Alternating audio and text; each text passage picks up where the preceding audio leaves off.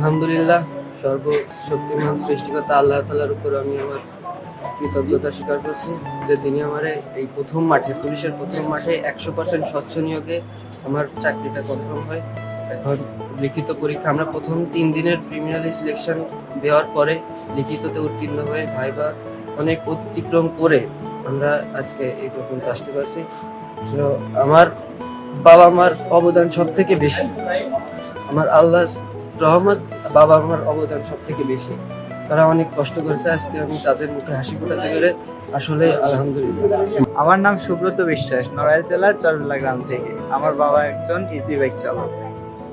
আজকে 120 টাকার বিনিময়ে আমার চাকরি হয়েছে। আমি আমার বাবা মার ইচ্ছাটা, স্বপ্নটা পূরণ করতে পেরেছি।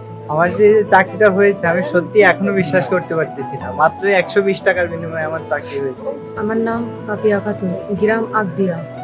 আমি আজকে পুলিশের এই কনস্টেবলে চাকরি পেয়েছি নিজের যোগ্যতায়। আমার বাবা একজন কৃষক।